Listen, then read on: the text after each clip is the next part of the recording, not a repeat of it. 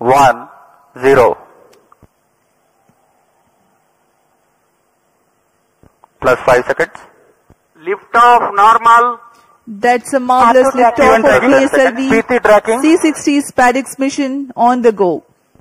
Plus 15 Sleek seconds. PSLV Corellon vehicle saluted against the night sky, a beautiful sight to behold. মহাশূন্যে আরও এক লম্বা লাফ দিল ভারতীয় মহাকাশ গবেষণা সংস্থা ইসরো। সোমবার শ্রীহরিকোটার Satish Dhawan space research centre থেকে রাত 10টা নাগাদ উৎক্ষেপণ করা হলো পিএসএলভি C-60 রকেট। এই লঞ্চিংকে স্পেস ডকিং এক্সপেরিমেন্ট বলা হচ্ছে। এই অভিযানে ইসরোর সাফল্য পরবর্তীতে মহাকাশে ভারতের নিজস্ব স্পেস স্টেশন নির্মাণ ও চন্দ্রযান 4-এর সাফল্যের লক্ষ্যে অত্যন্ত গুরুত্বপূর্ণ।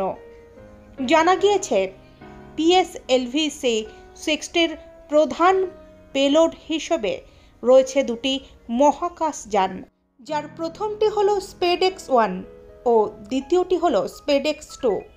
এছাড়াও রয়েছে 24টি পোলার্ড। মহাশূন্যে এই দুই যানকে নির্দিষ্ট কক্ষপথে ছেড়ে দেওয়া হবে। পরবর্তীতে চেজারের মাধ্যমে টার্গেটকে ধরবে, অর্থাৎ ডকিং করবে। স্যাটেলাইটে রয়েছে একটি রোবোটিক বাহু, যা হুকের মাধ্যমে লক্ষ্যকে নিজের দিকে টেনে নেবে। এই মিশনের সাফল্যের ওপরে নির্ভর করছে ইসরোর পরবর্তী বহু অভিযানের ভবিষ্যৎ। পাশাপাশি এই অভিযানের সাফল্যে বিশ্বের মহাকাশ ক্লাবে চতুর্থ দেশ হিসেবে জায়গা করে নেবে ভারত।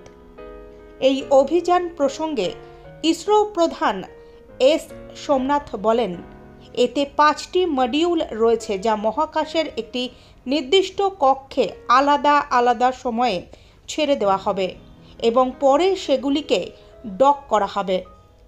পৃথিবীর পাশাপাশি চাঁদের কক্ষপথেও এই ডকিং প্রক্রিয়া চলবে।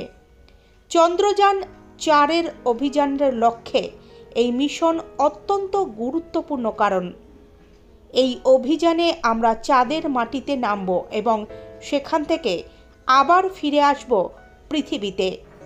এই অভিযানে বহু ছোট ছোট পদক্ষেপ রয়েছে, যার মধ্যে উল্লেখযোগ্য হল ডকিং।